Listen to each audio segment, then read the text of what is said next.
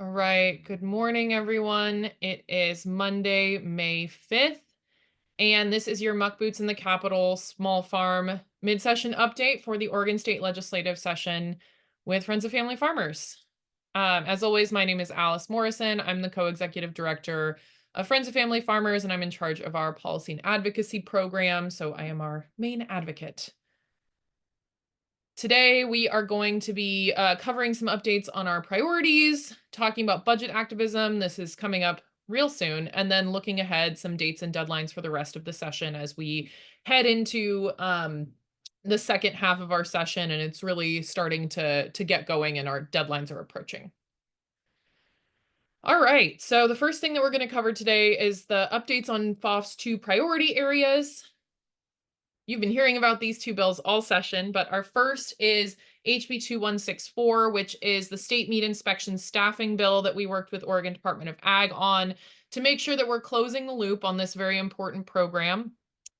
Just to have a little bit more context on this program, we have been working with the Department of Ag and other industry partners and farmers across the state on setting up this program since 2020. It was authorized in 2022. There was $11 million of state funding devoted to grants for infrastructure and new equipment to bring facilities up to this standard. But because of some budget restrictions in this cycle and limitations on additional general funds that departments like ODA could ask for, there was no way to ask for new staffing for inspector positions, which did not exist in CSL because they were not needed until those facilities came online, given the grant funds that the state has invested. So that meant that there was no dedicated FTE for inspectors for the state meat inspection program, and they were pulling people from elsewhere in the food safety program of ODA to do those inspections, and they were worried about capacity and being able to meet the demand of all of the new facilities coming online. So we worked with ODA to determine the amount of staffing that they would need. They told us that 2 FTE that they could spread out to existing state employees across the state, across all regions of Oregon, was the right amount to phase in over the next biennium. And that gives this bill a fiscal impact of about $275,000 for each biennium. The fiscal impact statement that's attached to the bill has both the 25 to 27 listed and 27 to 29. So this bill, the path has been pretty smooth so far for this bill. It had a hearing very early in the session in February in the House Agriculture Committee, and passed unanimously out of that committee. Thank you so much to all of the lawmakers who supported this. We had great bipartisan support. It was referred to Ways and Means. It sits there now. It's being assigned to the Natural Resources Subcommittee. And come on, there we go. And that bill, we're going to talk about this more in the budget activism section, but we're at the point in the session where we are fast approaching the final budget forecast of the legislative session that's coming out on May 14th. So and as things that have been sitting in Ways and Means are assigned to subcommittees to move through the process, policy committee chairs have been asked to prioritize, well, all legislators, but policy committee chairs in particular are asked to prioritize their biggest asks for the subcommittee, given the sheer volume of requests that are going down to Ways and Means at this time. And we are happy to say that this bill has been included in a list of priorities from the House Ag Committee because it is, closing the loop on an existing program necessary for the functioning of the program, and really means a lot to fulfilling the promises of pasture-based producers out there that have been working with us on creating this program for a long time. So thank you very much to Reps Owens and Helm and Owens, who are the co-chairs of that committee and have been champions for this issues. So look out for ways to get involved with Ways and Means. I'm going to talk about that later in the presentation. All right, so the next priority area is small farm water access and what we've been calling the Commercial Garden Domestic Well Bill. And just to review the concept that we finally landed on, I know that you all have been following us through many iterations of this legislative concept throughout the session.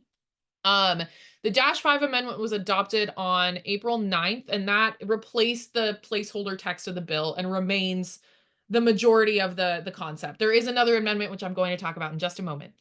But this just allows right now under current law, you are allowed to use you're allowed to irrigate a half acre from a domestic well for any purpose you want, as long as that is non-commercial. You can grow a lawn, you can grow your own food garden, you can grow ornamentals, you can do whatever you want on your half acre as long as you don't sell anything that comes off of it. There is also currently no limit on the amount of water you can use on that half acre. So and in addition, you can use up to 5,000 gallons per day for any single commercial or industrial use, excluding irrigated agriculture, irrigation as a commercial use. So we are seeking to change that with the help of our sponsors and many people who've contributed to this concept by allowing commercial production in part or whole, whatever you decide on your half acre, but imposing a 3,000 gallon per day limit on that half acre irrigation regardless of use. So this is um a pretty significant step forward in terms of water management in the state, because this is the first time that that half acre watering space from a domestic well has had any kind of gallon limit attached to it. And so that gallon limit applies whether you are using it for commercial purposes or not. And that 3,000 gallons plus whatever you're using for the commercial allocation have to add up. So your irrigation plus your irrigation cannot exceed 3,000, and those two numbers have to add up to 5,000. So if you were going to fully utilize this irrigation, then you would be able to use 3,000 gallons per day for watering your half acre for whatever you so choose, and an additional 2,000 gallons per day for that single commercial or industrial purpose. And usually when we think about this in the small farm world, that usually means your wash and pack, so post-harvest handling of any crops that you're bringing to market, or if you're using any of your domestic well water for value-added products like those that are allowed under the Farm Direct Producer Process exemption, those kinds of things would be under the commercial. And so irrigation plus commercial add up to 5,000. So we are really grateful for the leadership of Rep. Owens on this issue to help us get to a place where we are operating within exemptions and not having additional water use associated with this. It was really hard to thread this needle, and we are grateful for where we've gotten here. Also, it should be noted that cannabis is excluded as an eligible crop, and that this is where the new there is a Dash 7 amendment which has been introduced. And that Dash 7 amendment just modifies the definition of commercial garden in the bill to explicitly say that if you are a licensed hemp grower, so not THC or CBD, you're not using it for those purposes, but it's for fiber hemp kind of deal. If you're a licensed hemp grower, you are allowed to use this exemption. But that was not clarified in the first iteration of the bill, but that's all the Dash 7 does is clarify. It doesn't change anything else about the bill, but clarify that if you have a license for hemp growing, you are allowed to use this exemption. If you want to be a licensed hemp grower on a half acre or just increase your capacity by half acre, all right, but that is one of those field crops that, takes quite a bit of space to make viable. So take that into consideration, but licensed hemp growers can use this exemption. Okay, so the hearing was conducted on April 7th. In the first chamber, work session in the first chamber was April 9th. Passed out of the House Ag Committee, had a floor vote with bipartisan support. Grateful for that again. Assigned to the Senate Committee on Natural Resources and Wildfire. We had our second first chamber hearing last week on the 29th. And there was some new information introduced during that hearing, which means that we did not finish that hearing and we'll be having another hearing on Thursday. So shortly before that hearing, Representative Anna Scharf introduced into the record an opinion of the Legislative Council saying that it was unlikely that anyone would be that this would stand up in court for someone who is irrigating for commercial purposes on a half acre currently. So essentially saying that the bill is not necessary because the Legislative Council is of the opinion that it would be unlikely that anyone could have a case brought against them for irrigating commercially on their half acre. So we appreciate the representatives' response there, and the legislative council obviously is one one lawyer with one opinion. There are many legal opinions already on the record, and there's a lot of precedent in regard to this particular topic. There was actually a Department of Justice opinion which contradicts the legislative council's opinion, which came out. The legislative council's opinion was put into the record about 3 minutes before the hearing began on April 29th. But this Department of Justice decision has been around for a couple of years now. There is also quite a bit of rule and legal precedent around this issue, which I don't necessarily know if the Legislative Council took into account when writing that opinion. But because they put it on paper and it is part of the legal record, that's part of the discussion now. I do think, and FOF does think, that this is still a necessary bill because it clarifies, making it very, very clear who is following the law and who is not. The reason that folks have gotten into so much trouble with this over the years is because enforcement of the bill did not really ramp up until fall of 2023, although this law has been on the books since 1955. So if we're choosing to have these kind of gray areas in interpretation and enforcement of this law, it is in the best interest of everyone to have certainty when it comes to what is legal, what is allowed, what is not allowed, so that we can all proceed with confidence and make investments in small businesses across the state, in terms of building up these small holding farms and folks who want to go into this or want to use this as a stepping stone to a larger farm business in the future. It also, as I said before, is the first time that we have ever seen a gallon limit on personal use on that half acre. And because of the ongoing and fluctuating drought conditions around the state, and really a call for there to be more accountability in water use in Oregon in general, we still think that that is necessary and is a merit of the bill that we will continue to support. So we do have another hearing coming up. That will be on this Thursday, the 8th. So there have been many, many new legal opinions put on the record supporting the need for this bill since that hearing on the 29th. If you would like to go onto OLIS and look at all of that information, it's on the fourth page of testimony. We have over 300 pieces of testimony on this bill on the record. So thank you all for everyone's engagement. But yeah, some really ongoing discussion here, really robust, and we're grateful for everyone's attention and support of this issue. But we do anticipate having enough support to move the conversation forward. That's our hope, and we still feel very strongly that this is the right way to go, and that it is indeed necessary now, even with the legislative council opinion. So that second hearing is happening at 1 p.m. on the 8th, in the Senate Committee on Natural Resources and Wildfire. So look forward to that.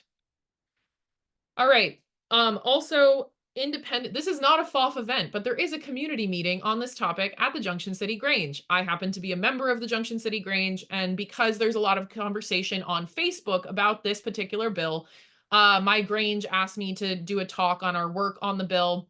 I won't be on the clock for FOF, but if anyone's in the Junction City area, please come. It'll be fun.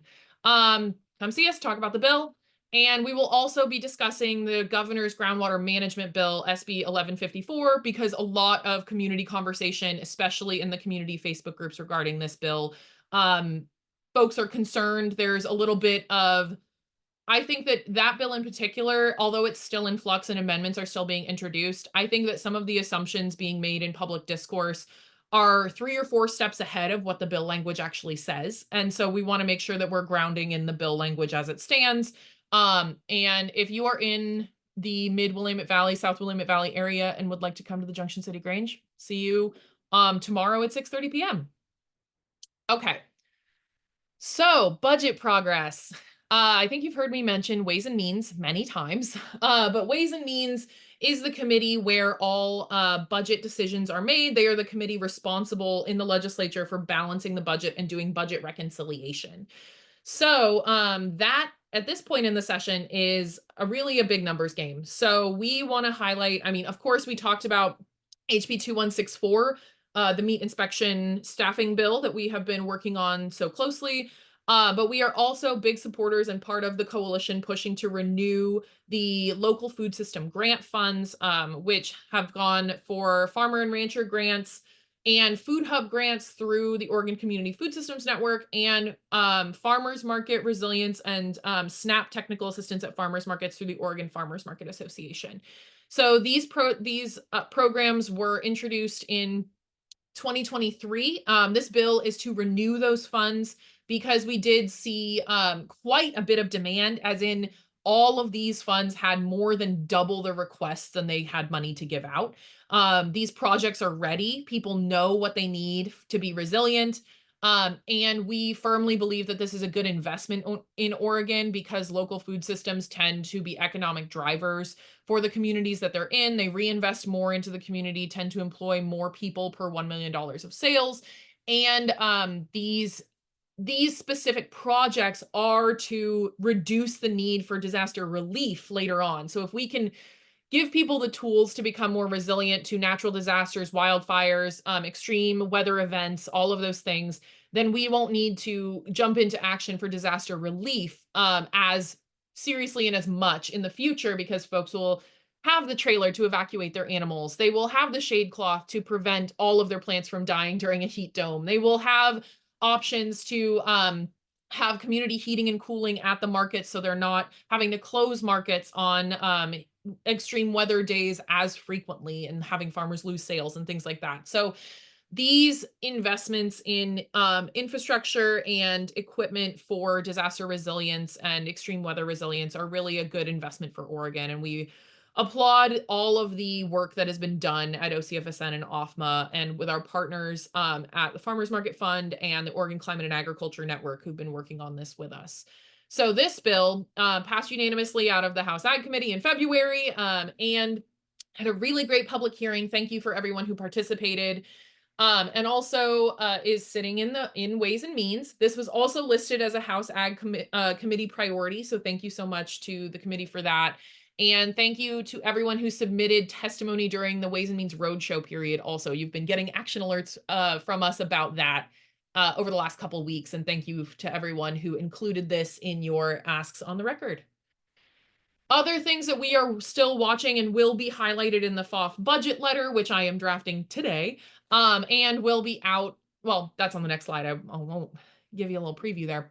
But we are going to be highlighting HB 2164, our state need inspection FTE bill, HB 2979, the food system resilience grant funds, HB 611, the Food for All Oregonians bill, double up food bucks, which is included in the Oregon Department of Human Services continuing service level, Farm to School, which is present in both the Department of Ag and Department of Education budgets, and Oregon Ag Heritage Program, which is in the Oregon Watershed Enhancement Board budget, but also has an ask through HB 3131 that has additional funds needed to meet all of the shovel-ready projects that are here in Oregon that are in danger of losing federal funding that has already been awarded if they can't get the match from the state. So in this uncertainty of federal conservation funds, we are really focused on making sure that folks who have been awarded those funds for projects that align that have not been terminated get those funds. So it's Oregon's obligation to stand up and not leave money on the table to protect our farmlands. All right, so the FOF Small Farms budget letter. So we will be releasing this letter on Wednesday.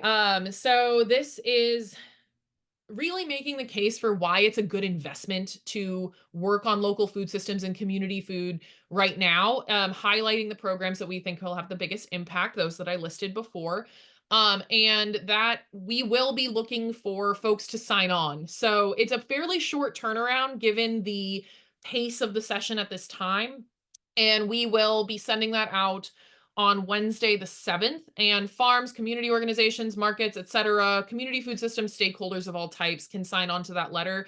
We will be delivering that letter on Monday the 12th. So if you see an email from us looking out for that, please do fill out the sign-on form as soon as possible if you are interested in signing on so that we can include your business name and or logo on that letter when we deliver it to legislators on the 12th. And I'll get into why it's so important that we do it on the 12th in just a moment. All right. So looking ahead, this is kind of the dates and deadlines from now to the end of the session. We are coming up on the work session, second chamber work session scheduling deadline. So on Friday, all work sessions, well, public hearings and work sessions need to be on the calendar.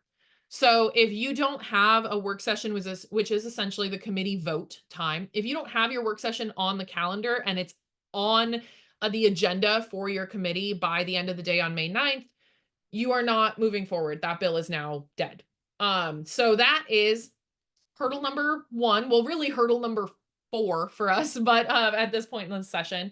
But so looking out on Friday to make sure that any bill that still needs to have its second chamber policy committee work session scheduled, that gets onto the agenda by the end of the day on May 9th. I think we talked about this with the first chamber deadlines, but bills that are in rules or revenue committees or in ways and means are not subject to that deadline. That is only for policy-based committees. And those bills in those other committees that I just mentioned have a different path. So if something's in ways and means and hasn't had a specific work session scheduled by the 9th, don't get concerned. That is totally fine. But for our bills that's sitting in policy committees like Senate Natural Resources or House Agriculture, those need to be on the calendar by May 9th. May 14th is the last revenue forecast for the year before the end of the session. So this revenue forecast is really what the legislature is going to be using to balance the budget. So that's why we want our budget letter to be delivered before that to the Ways and Means chairs to make sure that it is really clear that these programs have lots of community support and need to be prioritized, because once we get that revenue forecast, then legislators on the Ways and Means subcommittees and the full committee are going to be having really hard conversations about how much money we can allocate to each of these programs and where cuts need to happen and how we're going to fit it all together. So that May 14th deadline and the couple days thereafter are going to be really important for making sure that folks have heard the loud voice of the community food systems world on what programs make the biggest difference for the folks that we work with and our ability to feed ourselves across Oregon. Love that. So May 23rd is the second half of that May 9th second chamber deadline. So it has to be on the calendar by May 9th and it has to be complete by May 23rd at the end of the day. So all policy committee votes must be done by the end of the day on May 23rd, or a bill could be referred to a rules committee. It's at that point in the session, like, you need to get a move on. But those things need to be voted on, because sometimes between May 9th and May 23rd, if a bill has an especially energetic hearing or a lot of people sign up to testify, then things could get moved around. It can get rescheduled during that period, but it has to be done by the end of the day on May 23rd. So that is the deadline for sending things to the second chamber floor vote. And then pretty much between then and May 8th or June 18th is when budget reconciliation and floor votes for all the policy bills will be happening. And we are still hearing that the legislature is very focused on meeting that target sine die on June 18th. Sine die just means it's a Latin term that is the indication of the legal end of the session. So it has to be complete, everything done, no more, it's done. And the target sine die is June 18th. They give some wiggle room in case there is lots of discussion that needs to be had, and constitutionally it has to be done by June 29th. So the session will be over on June 29th, whether the legislators are ready or not, but we are hearing that they're really targeting this June 18th date as the end. All right, so we are pretty close, and that is kind of our overview of where we're headed. And we're pretty close to our half-hour time check here. So that is all I have for you right now, and let me turn the recording off, and we can take some questions if needed.